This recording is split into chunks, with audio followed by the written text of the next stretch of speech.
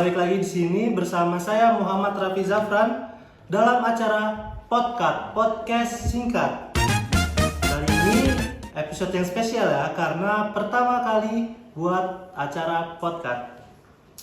Pada podcast ini bercerita ngebahas tentang mitos dan fakta seputar obat. Kali ini akan ditemani oleh dua kakak cantik ini. Yang pertama ada Kak Pipit, halo.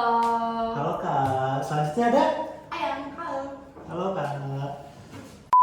Banyak beredar ya isu-isu di sekitar kita, di kalangan masyarakat itu tentang banyaklah mitos dan fakta soal obat lah ya. Iya. Nah, kami di sini udah merangkum sih, udah buat topik apa aja sih yang isu-isu yang sering lah di dalam masyarakat ini. Lanjut ke topik pertama. Pembahasan pertama kita itu ada obat anti hipertensi. Nah, untuk orang tua atau bahkan generasi kayak kita sekarang, Iya. itu kan banyak tuh yang udah kena hipertensi ya.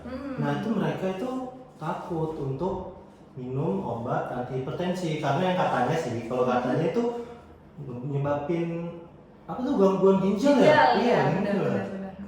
Ya, sering ya. Sering dengar. Itu gimana sih kalau menurut pandangan kakak-kakak farmasis ini? Oke, jadi mengenai isu seperti itu memang sebenarnya saya juga sering dengar ya. Bahkan dari keluarga sendiri juga ada yang bilang seperti itu. Gitu. Jadi saya jawab, oke.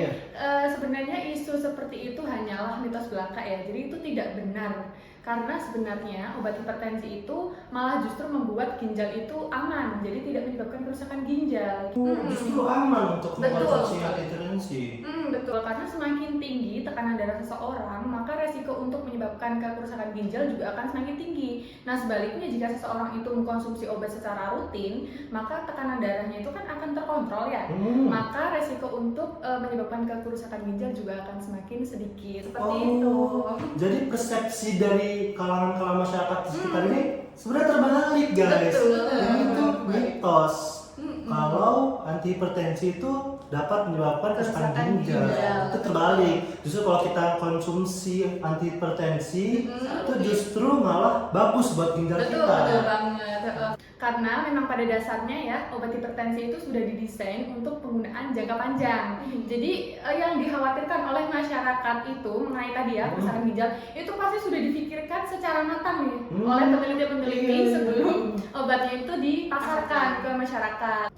Jadi obat yang akan dipasarkan ke masyarakat itu harus memenuhi keamanan yang pertama, keamanan bagi penggunanya dan juga memiliki efek yang baik bagi penggunanya seperti itu. Oh, jadi kalau kita minum obat dalam jangka panjang itu sebenarnya membuat ginjal kita baik gitu ya? Obat anti hipertensi ya? Oh, Iya. obat anti hipertensi. Iya. Emang ada ya sebenarnya obat yang itu dapat menyebabkan kerusakan ginjal? Ada? Iya, ada. Oh, jadi nggak semua obat itu baik untuk ginjal? Enggak semua obat itu baik untuk ginjal. Sebenarnya memang ada obat yang bisa menyebabkan kerusakan ginjal. Contohnya itu seperti obat yang digunakan untuk mengatasi nyeri nih. Nah, obat-obat untuk nyeri itu digunakan hanya untuk saat sakit saja, saat nyeri saja. Jadi bukan digunakan pada saat jangka panjang, hanya jangka pendek saja. Nah, apabila obat-obat itu digunakan secara terus-menerus atau jangka panjang, itu bisa juga ke risiko kerusakan ginjal gitu.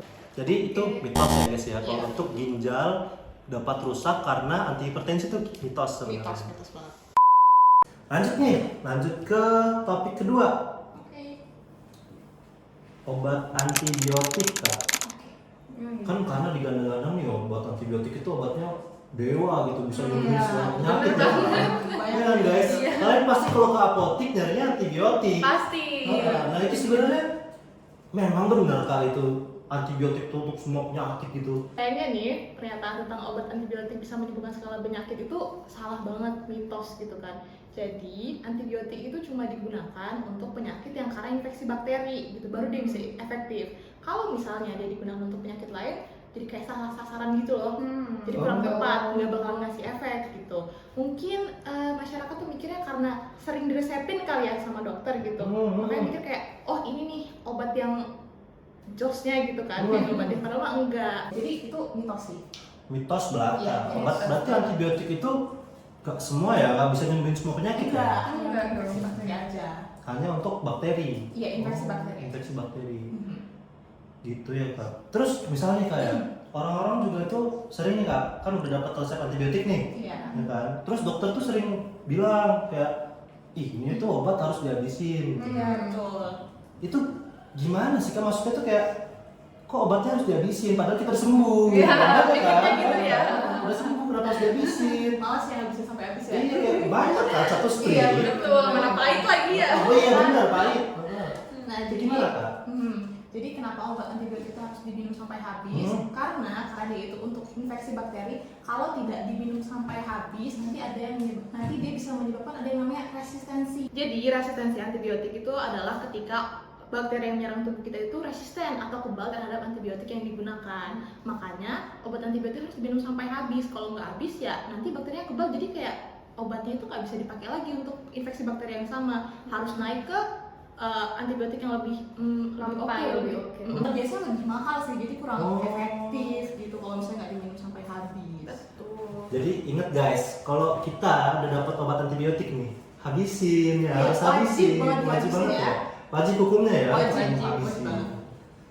Oke, berarti memang harus dihabisin ya kayak. Iya, makanya juga sebenarnya nggak boleh sih beli antibiotik secara bebas di apotek. Karena emang udah dilarang juga ya sama pemerintah. Cuma mungkin memang ada beberapa apotek yang masih menjual secara bebas gitu kan. Oh, itu justru malah nggak boleh sebenarnya, Nggak jual bebas boleh. itu nggak boleh juga ya? Iya, karena kan Benar ya. Oh iya, resistensi ya, iya tadi. benar Makanya resistensi. si antibiotik itu harus pakai resep dokter supaya di bawah pengawasan dokter sesuai dengan dosisnya juga. Karena kan dokter yang paling tahu. Iya. Betul. Berarti dari awal itu antibiotik bukan mitos kalau untuk jadi semua obat itu. Iya, semua Untuk penyakit, semua penyakit, ya. ya, semua penyakit. Penyakitnya dulu apa? Ya, harus pakai disebabkan karena bakteri. Iya, betul sekali. Dan harus dihabiskan. Betul. Nah lanjut ke isu selanjutnya kayak tuh ada nih bahkan banyak banget orang yang minum obat tapi pakai susu. Oh iya, karena pahit ya. Iya, obatnya. karena obatnya pahit. Kalian tuh jujur lah kalian sering kan minum obat itu pakai susu gitu kan. Itu sebenarnya gimana sih kak? Boleh apa enggak sih kita minum obat pakai susu? Sebenarnya itu sebenarnya bisa dibolehkan juga dan Oh. bisa tidak dibolehkan, tergantung obatnya ya. Oh terlalu obat. Betul. Jadi saya jelaskan yang boleh dulu ya Boleh, kali ya. iya, boleh. Oke, yang boleh diminum dengan susu itu contohnya adalah obat nyeri, misalnya asam mefenamat nih. Oh. Biasanya digunakan untuk sakit gigi. Oh iya Nah, benar sakit gigi asmef ya? Ya betul, Iya, betul. benar, Asmef yang sering didapatkan di apotek warnanya kayaknya biru deh kalau bungkus salah. biru, Iya, biru bungkusnya. Benar. Nah, itu salah satu contoh obat yang bisa diminum dengan susu karena gini, asam mefenamat itu adalah sifatnya asam. Nah, apabila kita minum, maka ditakutkan akan meningkatkan asam lambung. Gitu. Nah, peran susu di sini itu untuk melapisi lambung kita supaya tidak iritasi gitu. Oh jadi minum obat pakai susu itu sebenarnya boleh untuk nyeri tadi kan, untuk asam mefenamat. Mefenamat betul. Kalau untuk obat yang nggak boleh pakai susu, ada juga kan sebenarnya? Ada juga sebenarnya. Salah satu obat yang nggak bisa diminum dengan susu itu contohnya adalah antibiotik. Oh antibiotik, oh malah justru nggak boleh. Justru nggak boleh, iya. Kan pahit loh itu kak. Oh, padahal pahit banget ya. Bener kan? Bau pahit, aduh nggak enak banget itu ya. Justru malah nggak boleh guys. Nggak boleh karena biasanya kan antibiotik yang sering diresepkan ya. Iya, benar. Nah itu justru nggak boleh diminum dengan susu karena bahasa gampangnya gini, antibiotik itu apabila diminum dengan susu itu akan mengganggu penyerapan si antibiotik itu. Oh malah nggak efektif. Nggak gitu efektif, maksudnya. betul iya, banget. iya, iya. Jadi kalau obatnya itu nggak terserap dengan sempurna, maka efeknya juga akan sedikit turun begitu. Oh, jadi malah nggak efektif ya, percuma Betul dong banget. kalau kita minum antibiotik tapi nggak efektif. Nah, ya. percuma, betul banget. Jadi minum obat pakai susu itu sebenarnya mitos dan fakta ya, Ya, mitos dan benar. fakta. Boleh minum pakai susu asalkan dia obat anti nyeri, kayak misalkan bersifat asam ya, namanya ya, asam gitu ya. benar. Nah, itu buat untuk lindungin Lindungin lambung. lambung. Nah, kalau obat antibiotik justru ya nggak boleh Ya, pakai boleh. susu. Nggak boleh sama sekali ya. Nggak boleh sama sekali guys, nggak boleh sama Harus pakai sekali. air putih. Oh iya, walaupun Ya, pahit ya benar. tahan-tahan aja ya. Iya, Walaupun pahit ya tahan-tahan aja. Benar. Oke kak, lanjut ke isu selanjutnya nih. Isu selanjutnya juga ada orang tua kita sering nih, orang tua kita itu nyimpen obat di kulkas, katanya nih bisa awet lah obatnya Yeah. gitu, bisa awet lah. Nah, kayak makanan juga kan, makanan apapun makanan simpennya di kulkas kan. Iya, betul Nah sekali. itu gimana sih kak? Sebenarnya itu mitos dan fakta sih ya. Mitos dan fakta lagi ini ya. Iya, mitos dan fakta lagi. Oke, jadi untuk pernyataan semua obat kalau disimpan di kulkas itu lebih awet itu mitos ya, jelas itu mitos. Jadi untuk penyimpanan obat itu sendiri alangkah baiknya untuk dilihat terlebih dahulu di kemasannya, bisa di brosurnya, bisa di kotaknya atau di kemasan obatnya langsung. Kan biasanya ada tulisannya tuh apakah dia harus disimpan di kulkas atau di suhu berapa atau di suhu ruangan. Tapi memang ada beberapa obat yang memang harusnya disimpan di kulkas, kayak suppositoria. Ada yang tahu suppositoria? Masih tahu suppositoria? Dulkolak. Iya. Ya, Oh, betul, iya, betul, betul. iya, betul. Biasanya buat orang-orang sembelit gitu kan. Iya, iya. Nah dia kan dimasukinnya ke anus tuh dan disimpannya memang di kulkas, karena kalau misalnya nggak disimpan di kulkas dia nanti meleleh, nggak bisa dipakai. Oh iya ya, pas ya nggak bisa dimasukin ke anus Iya, dong. tapi rusak obatnya Iya juga. dong. Iya. Nah dia kan dimasukinnya ke anus tuh dan disimpannya memang di kulkas, karena kalau misalnya nggak disimpan di kulkas dia nanti meleleh, nggak bisa dipakai. Oh iya ya, pas ya nggak bisa dimasukin ke anus Iya, dong. nanti rusak obatnya Iya juga dong. kan. Iya dong. Nah tapi ada juga beberapa obat tuh yang bakalan rusak kalau disimpan di kulkas. Biasanya tuh ibu-ibu nyimpen sirup ya, Biasanya. karena katanya bakal lebih awet, padahal itu nggak benar sama sekali. Malahan kalau sirup yang kita dapat dari apotek, dari dokter, udah dibuka nih, simpan di kulkas, nanti takutnya malah karena suhu dingin itu adanya pengkristalan Betul. atau Pengendapan juga mengendap, bisa. beku malahan kadang kan. Iya beku. Jadinya nggak bisa dipakai, atau mungkin nanti obatnya bisa rusak malah nggak bisa dipakai lagi dong gitu. Berarti kalau sirup itu nggak boleh ya, seharusnya nggak boleh disimpan di kulkas ya kalau Iya, sirup ya. Iya, benar. Jangan disamakan kayak makanan ya. Apa-apa dimasukkan ke kulkas. Iya gitu. Makanya alangkah baiknya setiap kita mau menyimpan obat dilihat dulu itu di mana harusnya disimpannya, di kotak. Oh iya ya, cara penyimpanan. Iya. Ada, oh iya ada bener di apa tuh kertas-kertas Iya, ya. bener. Bener. Nah jadi untuk sirup sendiri ya ibu-ibu gitu, itu disimpannya setelah dibuka itu maksimal 1 bulan ya gitu. Kalau sudah 1 bulan, walaupun dimasukin kulkas pun, tapi jangan, itu bakal tetap rusak dan nggak bisa dipakai gitu. Oh, jadi memang kalau udah selesai pakai, maksudnya kayak udah sembuh, itu memang udah jadi simpen lebih dari 1 bulan. Iya, dan mungkin kayak nanti bisa dipakai pas buat sakit lagi. Enggak kayak gitu konsepnya. Jadi itu mitos. Iya, Mitos. betul sekali. Tapi tadi memang ada kan obat yang memang harus disimpan dalam kulkas. Iya, betul. Apa tadi namanya? Dulkolak. Suppositoria. Untuk Iya. Iya, sembelit mas. sembelit.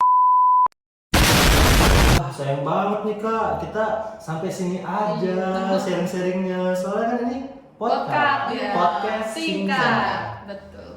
Padahal lagi seru loh. Sayang banget. Iya sih, lagi seru sih. Belum sampai klimaks sebenarnya nih.